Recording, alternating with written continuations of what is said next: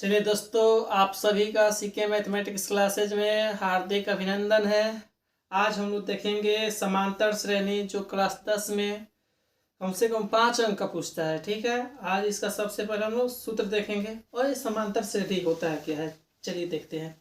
समांतर श्रेणी जो होता है ये संख्याओं की एक श्रेणी होती है जिसमें लगातार दो पदों के बीच का अंतर जो होता है इसमें हमेशा समान होता है। यानी जैसे एग्जाम्पल ले लें, 2 5, 5 में 2 में 3 जुड़े तो 5 आएगा, फिर 5 में 3 जुड़ेंगे 8 आएगा, 8 में 3 जुड़ेंगे 11 डैश डैश।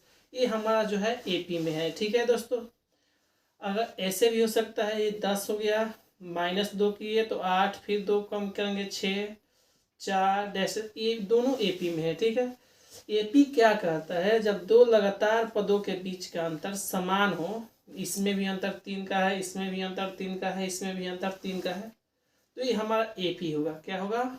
एपी। याद रखेंगे, लगातार दो पदों के बीच का अंतर जब समान हो जाए तो उसे क्या कहते हैं? एपी। यहाँ भी देखेंगे कितना का अंतर है, 2 का अंतर है, यहाँ भी कितना का अंतर है, 2 का, यहाँ भी 2 का अंतर है। ठीक है, इसे हम कहेंगे एपी। ठीक है, चलिए अब एपी में जो प्रथम पद होता है, एपी के प्रथम पद को बाबू हम सूचित करते हैं ए से। किससे करते हैं? ए से। जो दूसरा पद होता है, उसे करते हैं A2 लिखते हैं। और A2 को जब लिखा जाता है तो A+D लिखा जाता है। क्या लिखा जाता है? A+D। तीसरा पद जब लिखते हैं हम तो तीसरा पद को लिखा जाता है A3। और A3 जो होता है A+2D होता है। क्या होता है? A+2D।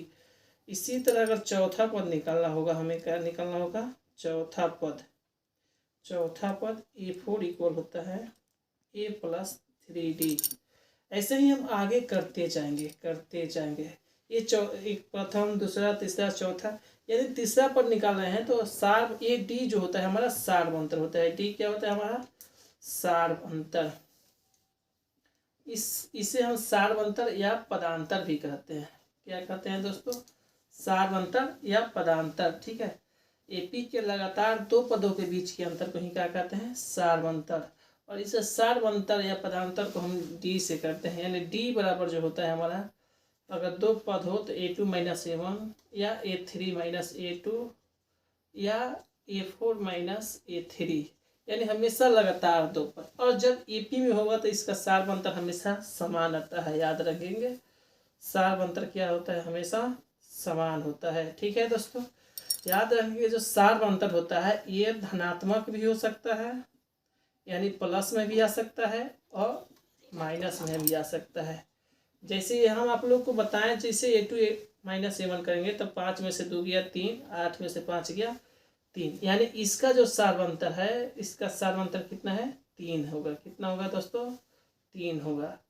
फिर आगे देखिए, जैसे यहाँ पे है A2 - A1 करेंगे, 8 में से 10 गया -2, कितना होगा? -2, यानी इसका सार्वंतर कितना होगा? -2। इस तरह का ऑब्जेक्टिव एग्जाम में 1 से 2 नंबर का ऑब्जेक्टिव रहता ही है आपके एग्जाम में। हमेशा बिहार बोर्ड 2024 में इससे 1 अंक का क्वेश्चन आएगा ही आएगा, सार्वंतर से। और याद रखेंगे, सार्वंतर धनात्मक भी होता है, ऋणात्मक भी होता है, कभी कभी शून्य भी होता है। चलिए हम आगे एक फार्मूला भी आप लोगों को निकाल कर दिखाएंगे कि इनवा पद कैसे निकलता है इसमें का। ठीक है दोस्तों, चौथा पद निकल गया। देख रहे हैं जो पद निकल रहा है उसमें प्रथम पद और उसके एक कम करके हम क्या करते हैं? सार्वंतर में गुणा करते हैं। उसी तरह हम क्या करेंगे दोस्तों? इनवा पद निकालना होगा। कितना पद? इनवा पद। इनवा पद को क्या लिखेंगे? एन। जैसे चौथा पद को A4, तीसरा पद को A3, उसी तरह इनवा पद को एन लिखेंगे। इसे लिख सकते हैं ए। फिर क्या करेंगे? यहाँ 4 तत्व एक कम किए थे तो यहाँ भी एन में से एक कम कर देंगे और ये हो जाएगा हमारा डी। यही हमारा इनवा पद का फार्मूला है जो बहुत ही VVI है और एग्जाम में इसे क्वेश्चन आता ही आता है। यहाँ पे एन क्या है? इनवा पद है। ए प्रथम पद है। एन जो है पदों की संख्या है। ए प्रथम पद,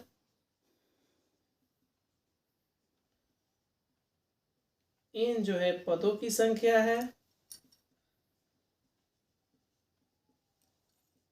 और जो डी हमारा है ये सार्वंतर या पदांतर है। ये हमेशा एपी में क्या होता है दोस्तों, समान होता है। सार्वंतर या पदांतर है, क्या है, सार्वंतर या पदांतर। आशा करते हैं हमको ये समझ में आया होगा। ठीक है दोस्तों, अब देखेंगे हम लोग एन पर, इस एन को हम एन या टीएन भी लिख सकते हैं। इसे कहीं कहीं एन को टीएन भी लिखता है, इन दोनों का अर्थ सेम होता है। ठीक है, अब इसी तरह आपसे अगर कहते दोस्तों कि विश्वा पद क्या होगा, तो इसमें आपको प्रथम पद और सार्वंतर मालूम हो तो क्या करेंगे, हम निकाल सकते हैं कि ए 20 निकालना होगा तो A+19D कर सकते हैं, ये हमारा निकल जाएगा आराम से। ठीक है, अगर मान लीजिए ये 35वां पद निकालना हो तो A+34D कर देंगे, यानी जितना पद कहेगा उसके प्रथम पद में क्या करेंगे, उससे एक कम करके सार्वंतर में क्या करेंगे दोस्तों, गुना करेंगे। आशा करते हैं वो आपको समझ में आया होगा। चलिए इस पर एक एग्जांपल देखते हैं।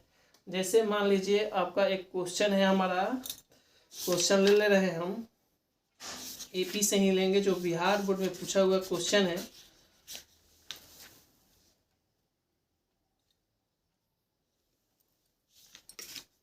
जो हमारा क्वेश्चन बनेगा इससे देखते हैं। चलिए एक आसान सा क्वेश्चन, जैसे एक एपी का समान पद दे दिया है, एन बराबर एपी का समान पद यानी एनवा पद 3n+7 है। ठीक है, क्या है दोस्तों, 3n+7 है।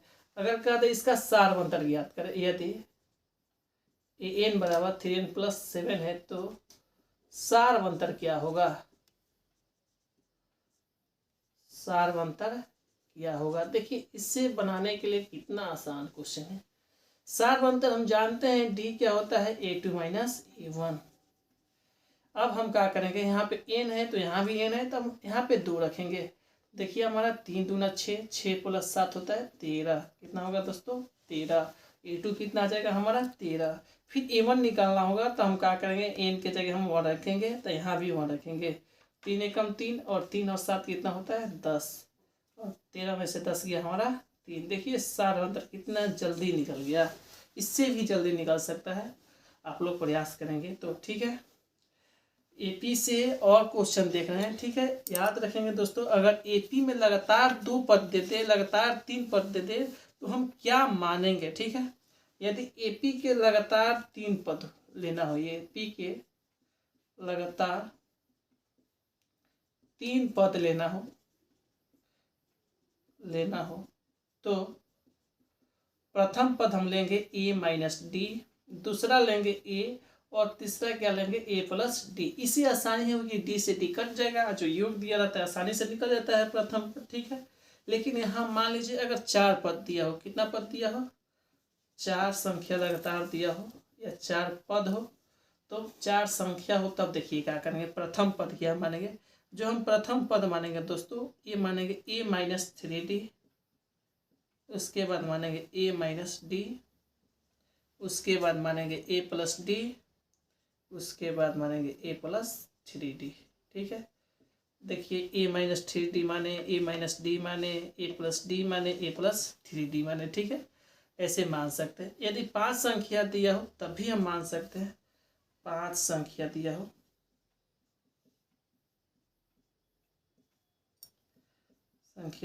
हो, तब हम क्या मानेंगे। ठीक है, तब देखिए हम इसमें मानेंगे क्या, पहला पद जो मानेंगे A-2D मानेंगे, पहला पद हो गया।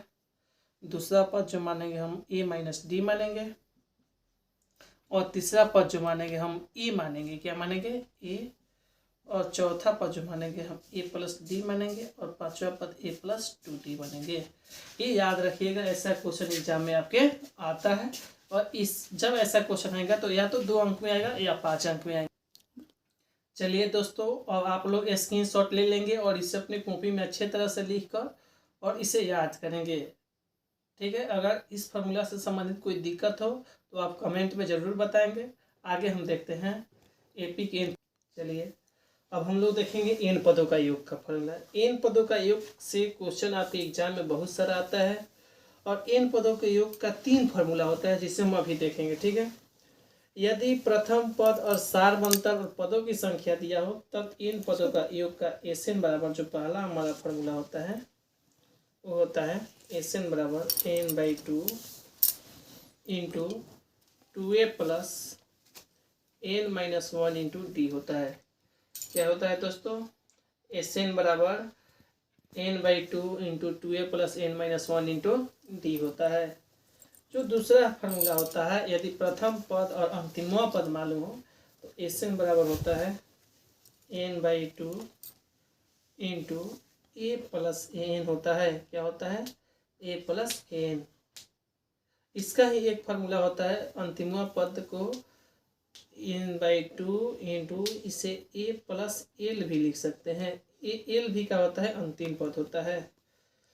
यहाँ हमारा 3 फार्मूला हुआ, जहाँ n, an और l ये दोनों का दोनों अंतिम पद होता है। कौन सा पद होता है दोस्तों, अंतिम पद होता है। ठीक है, एक और जो फार्मूला होता है, योग दिया रहता है और उसमें इनवा पद निकलना होता है। ये फार्मूला हमारा बहुत भी है, बहुत बार एग्जाम में पूछते हैं और लड़के बहुत फंसते हैं ऐसे क्वेश्चन में। अगर आ गया तो क्या करता है, क्वेश्चन में पदों का योग दे देता है और पूछता है इसका इनवा पद चाहे 10वां पद क्या होगा।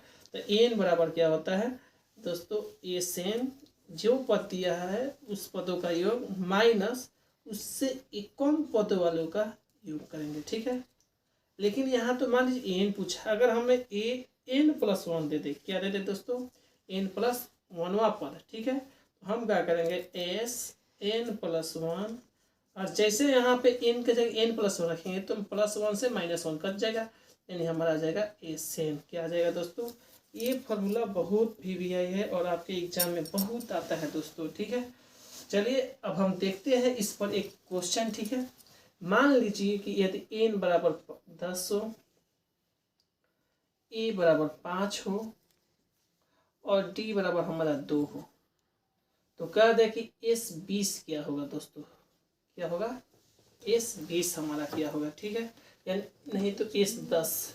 तो देखिए यहाँ n का मान दे दिया है 10, हम यहाँ क्या करेंगे, सूत्र लगाएंगे, क्योंकि Sn इक्वल क्या होता है हमारा n/2 into 2a plus n-1 into D. बस इस पे जो मान का है उसको वहाँ रख दीजिए। n का मान 10 है तो 10 रख दिए बटा 2, 2e का मान है 5 तो 5 रख दिए, n का मान है 10 माइनस 1 करेंगे, d का मान है 2 तो 2 रखेंगे।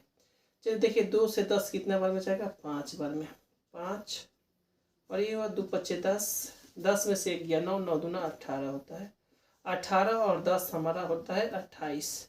और जब इससे हम 5 से 28 गुना करेंगे तो 8 × 5 = 40, 4 बचा, 5 × 10 = 4, 14।